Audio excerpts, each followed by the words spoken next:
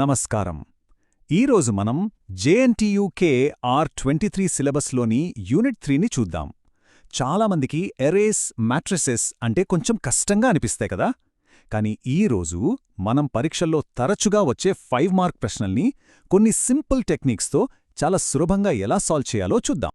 సరే, ఫస్ట్ మనం 1 డైమెన్షనల్ అరేస్తో మొదలు పెడదాం. సింపుల్గా చెప్పాలంటే ఇది జస్ట్ ఒక లిస్ట్ ఆఫ్ నంబర్స్ అన్నమాట. ఈ లిస్ట్లో మనకు కావాల్సిన ఇంపార్టెంట్ వాల్యూస్ని ఎలా పట్టుకోవాలో చూద్దాం. మన మొదటి ప్రశ్న ఏంటంటే, ఒక అరేలో రెండవ అతిపెద్ద ఇంకా అతి చిన్న సంఖ్యను కనుగొనడం. సరే, ఈ సెకండ్ లార్జెస్ట్ నెంబర్ని కనుగొనే లాజిక్ని అర్థం చేసుకోవడానికి ఒక హై జంప్ కాంపిటీషన్ని ఊహించుకోండి. అక్కడ ఒక గోల్డ్ మెడల్ కోసం ఒక స్కోర్ బోర్డ్, ఒక సిల్వర్ మెడల్ కోసం ఇంకో స్కోర్ బోర్డ్ ఉన్నట్టు అనుకుందాం. ఇప్పుడు చూడండి, ఈ కోడ్ మన హై జంప్ అనాలజీకి ఎంత పర్ఫెక్ట్గా మ్యాచ్ అవుతుందో.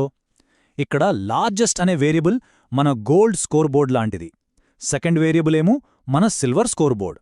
ఎప్పుడైతే ఒక కొత్త అంతకంటే పెద్ద నంబర్ వస్తుందో, పాత గోల్డ్ విన్నర్ని సిల్వర్కి షిఫ్ట్ చేసి ఆ కొత్త నంబర్ని గోల్డ్ పొజిషన్లో పెడతాం. అంతే, చాలా సింపుల్ కదా. సరే, మన నెక్స్ట్ ప్రాబ్లం చూద్దాం. ఇక్కడ మనం ఒక ఎర్రేలోని అతి చిన్న ఇంకా అతిపెద్ద సంఖ్యల యావరేజ్ కనుక్కోవాలి. దీనికోసం ఒక ఫీల్డ్లో 2 స్కౌట్స్ ఉన్నారని ఊహించుకోండి. ఒకరి డ్యూటీ ఏంటంటే ఉన్నవాళ్లలో అందరికన్నా పొట్టిగా ఉన్నవాళ్ళని కనిపెట్టడం, ఇంకొకరి డ్యూటీ అందరికన్నా పొడవుగా ఉన్నవాళ్ళని కనిపెట్టడం. ఈ కోడ్ అచ్చం ఆ స్కౌట్స్ చేసే పనినే చేస్తుంది.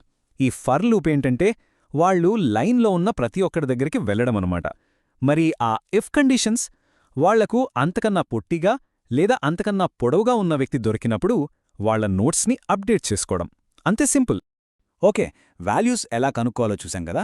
ఇప్పుడు కొంచెం నెక్స్ట్ లెవెల్కి వెళ్దాం. అంటే ఒక అరేలో కొన్ని నంబర్స్ని ఫిల్టర్ చేసి వాటిని ఎలా యాడ్ చేయాలి, అలాగే ఒక పర్టిక్యులర్ ఎలిమెంట్ని ఎలా వెతకాలో చూద్దాం.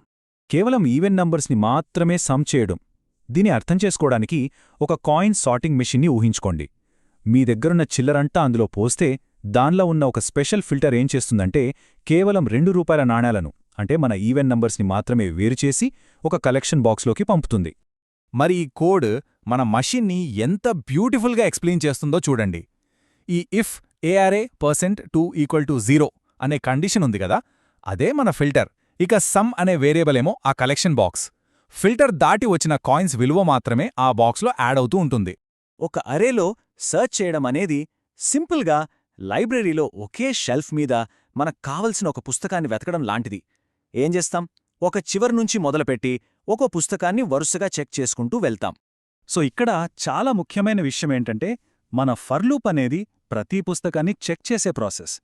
ఇఫ్ స్టేట్మెంట్ ఏమో మనం వెతుకుతున్న పుస్తకం టైటిల్తో మ్యాచ్ అయిందో లేదో చూడటం. ఇక బ్రేక్ ఏంటి, మనకు పుస్తకం దొరికేసింది, ఇంకా వెతకక్కర్లేదు అని మన సర్చ్ని ఆపేయడం. సింపుల్. సరే, సింగిల్ లిస్ట్ లాంటి ఎరేస్ మనకు ఇప్పుడు బాగా అర్థమయ్యాయి అనుకుంటున్నాను. ఇప్పుడు మనం ఇంకో స్టెప్ ముందుకు వేసి టేబుల్స్ లాంటి వాటి గురించి మాట్లాడుకుందాం. సి ప్రోగ్రామింగ్లో వీటినే మనం మ్యాట్రిసెస్ అంటాం. వీటికి రోస్, కాలమ్స్ రెండూ ఉంటాయి. మనం ఇప్పుడు చాలా సింపుల్ మ్యాట్రిక్స్ ఆపరేషన్స్తో స్టార్ట్ చేద్దాం. 2 మ్యాట్రిసెస్ని యాడ్ చేయడం, సబ్ట్రాక్ట్ చేయడం. ఇది మనం అనుకున్నట్లే చాలా స్ట్రెయిట్ ఫార్వర్డ్గా ఉంటుంది. దీన్ని అర్థం చేసుకోవడానికి ఒక క్లాస్కి సంబంధించిన 2 వేర్వేరు నెలల అటెండెన్స్ రిజిస్టర్స్ ఉన్నాయని అనుకోండి. మనకు టోటల్ అటెండెన్స్ కావాలంటే ఏం చేస్తాం? సింపుల్.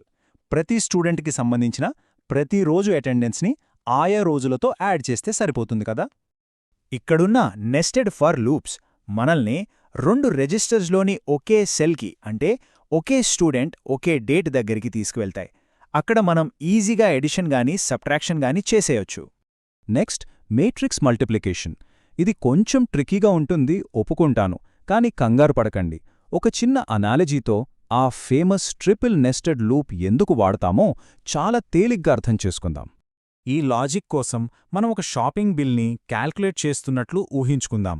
మొదటి మ్యాట్రిక్స్లో వేర్వేరు కస్టమర్స్ కొన్న ప్రతి ఐటెం క్వాంటిటీ ఉంటుంది. రెండో మ్యాట్రిక్స్లో ఏమో ప్రతి ఐటెం యొక్క ధర ఉంటుంది. చూడండి, ఇది ఆ క్యాల్కులేషన్ని ఎంత పర్ఫెక్ట్గా చూపిస్తుందో. ఒక కస్టమర్ యొక్క మొత్తం బిల్ కావాలంటే మనమేం చేయాలి? ప్రతి ఐటెం క్వాంటిటీని దాని ధరతో మల్టిప్లై చేసి అవన్నీ యాడ్ చేయాలి. అచ్చం ఇదే పనిని ఈ రో బై కాలం లాజిక్ ఇంకా 3 లూప్స్ చేస్తాయి. సరే, ఫైనల్గా మనం ట్రాన్స్పోజ్ గురించి చూద్దాం. ఇదొక మేట్రిక్స్ని ఫ్లిప్ చేయడానికి, అంటే దాని ఓరియంటేషన్ మార్చడానికి వాడే ఒక సింపుల్ కానీ చాలా పవర్ఫుల్ టెక్నిక్. ట్రాన్స్పోజ్ అంటే ఒక స్ప్రెడ్షీట్ని తిప్పటం లాంటిదే. ఉదాహరణకు, మన దగ్గర రోస్లో స్టూడెంట్స్, కాలమ్స్లో వాళ్ళ సబ్జెక్ట్స్ ఉన్న ఒక స్ప్రెడ్షీట్ ఉందనుకోండి. దాన్ని ట్రాన్స్పోజ్ చేస్తే రోస్ సబ్జెక్ట్స్గా, కాలమ్స్ స్టూడెంట్స్గా మారిపోతాయి. అంతే. కాబట్టి ఇక్కడ చాలా ముఖ్యమైన విషయం ఈ ఒక్క line of code TJJI = AAIJ. ఈ ఒక్క లైనే మొత్తం మ్యాజిక్ చేస్తుంది. ఇది ఒరిజినల్ రో కాలంలోని వాల్యూని తీసుకుని ఈ డయాగ్రామ్లో చూపినట్టుగా కొత్తగా స్వాప్ చేసిన పొజిషన్కి అసైన్ చేస్తుంది. మొత్తం ఫ్లిప్ అయిపోతుంది. ఈ వీడియోలో ఉన్న కంటెంట్ మీ ఎగ్జామ్ ప్రిపరేషన్కి యూజ్ అయినట్టయితే please like, share and subscribe for more exam preparation related videos. Thank you.